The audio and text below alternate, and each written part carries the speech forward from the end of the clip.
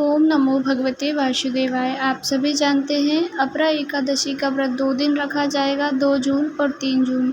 अब आप यदि व्रत रखते हैं तो दोनों दिन में से कभी भी रख सकते हैं। जहां पर आपके क्षेत्र के लोग जिस दिन व्रत रखें उस दिन आप व्रत रख सकते हैं। यदि आप अपरा एकादशी का व्रत नहीं करते हैं तो भी अपने घर में कुछ ऐसे उपाय करें जिससे भगवान विष्णु और माता लक्ष्मी की कृपा प्राप्त होगी। आइए हम उन्हीं उपायों की इस वीडियो में बात करेंगे जो अपरा एकादशी के दिन घर पे किए जाने वाले हैं। यदि आप व्रत नहीं करते हैं तब भी इन उपायों को ज़रूर करें।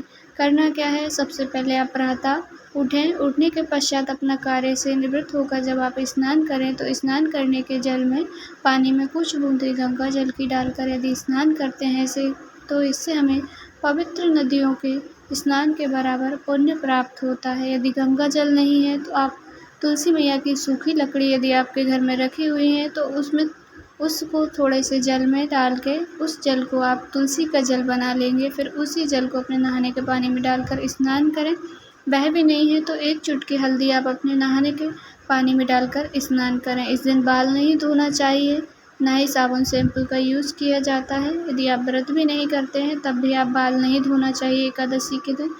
स्नान करने के पश्चात आपको अपने घर के मंदिर में बैठकर जो भी भगवान विष्णु के स्वरूप में आपके घर में फ़ोटो प्रतिमा हो, लड्डू गोपाल तो सभी घरों में होते हैं, तो आप लड्डू गोपाल को ही, यदि आपके घर में दक्षिणावर्ती शंख है तो शंख में दूध भर करके भगवान लड्डू गोपाल का अभिषेक करें। दूध से अभिषेक करने से हमारे घर में धन धान्य की बढ़ोतरी होती है।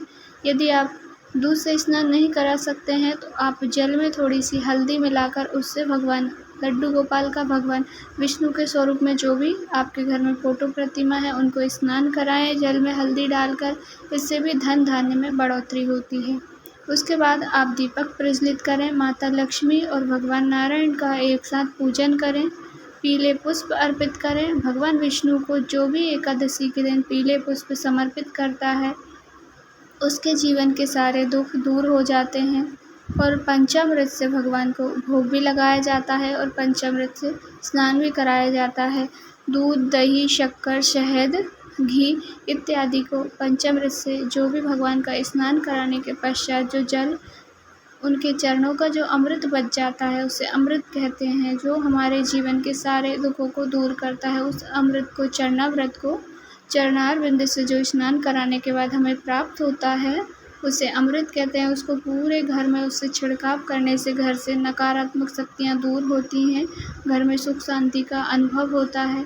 घर से जितनी भी बुरी शक्तियाँ हैं अर्थात जो भी नेगेटिव एनर्जी है वह सब दूर होती है। तो आप भगवान को स्नान कराएं, उसके बाद अपने घर में उस जल का छिड़काव ज़रूर करें, थोड़ा थोड़ा सा। उसके बाद आपने दीपक प्रज्वलित कर दिया, पुष्प आपने अर्पित कर दिए, उसके बाद भगवान को तुलसी दल का भोग अवश्य ही अर्पित करें। आप जो भी भोग उन्हें स्वरूप में रखें, चाहे तो आप साबूदाने की खीर का भोग लगाएं, या तो आप दूध से बनी हुई मिठाई का भोग लगाएं, या तो आप सूखे मेवे का ही भोग भी लगा रहे हैं तब भी आप उन्हें तुलसी दल या तुलसी पत्र ज़रूर से ही समर्पित करें। पर तुलसी पत्र तोड़ा नहीं जाता है एकादशी के दिन, और वैसे भी रविवार है, रविवार को भी तुलसी जी को पत्ती तोड़ी भी नहीं जाती है और जल भी अर्पित नहीं किया जाता है। तो आपको एक दिन पहले ही तुलसी पत्र को तोड़कर रख लेना है, 10वीं तिथि के दिन ही। यदि आपने तोड़ के नहीं रख पाए हैं तो ऐसी स्थिति में यदि गिरे हुए पत्ते आपको ज़मीन पर मिल जाते हैं तुलसी मैया से झरे हुए, तो आप उनको भी भोग स्वरूप में भगवान को भोग लगा सकते हैं। यदि गिरे हुए भी नहीं मिले तो भी सूखी तुलसी भी अपने घर में पत्ते रखे हुए हैं उनको भी आप भोग स्वरूप में रख सकते हैं। पर नारायण भगवान को तुलसी पत्र के बिना भोग स्वीकार नहीं करते हैं, तो आप तुलसी पत्र उनके भोग में कोई भी भोग लगाओ तो अवश्य ही तुलसी पत्र ज़रूर रखें। फिर उसके बाद आपको तुलसी मैया में भी दीपक प्रज्वलित करना है। चाहे तो आप सुबह टाइम में भी कर सकते हैं, चाहे तो आप शाम टाइम में भी कर सकते हैं। इस दिन तुलसी मैया में जल अर्पित नहीं किया जाता है पर दीप जरूर प्रज्वलित किया जाता है।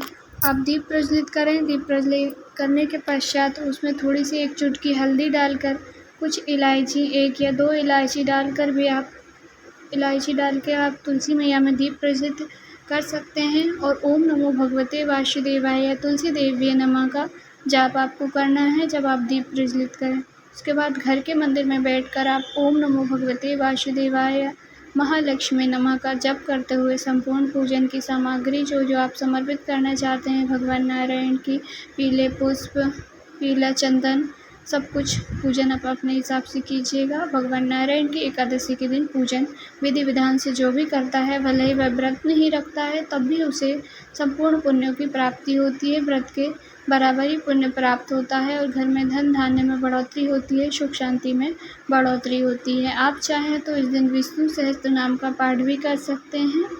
आप चाहें तो एकादशी व्रत की कथा भी सुन सकते हैं। यदि जानकारी आपको थोड़ी सी भी उपयोगी लगी हो तो वीडियो को लाइक ज़रूर करें। चैनल पर नए हैं तो सब्सक्राइब ज़रूर कीजिएगा। आपका एक लाइक हमें बहुत सपोर्ट देता है, तो वीडियो को लाइक तो ज़रूर ही करें। ओम नमो भगवते वासुदेवाय। श्री शिवाय नमस्तुभ्यं।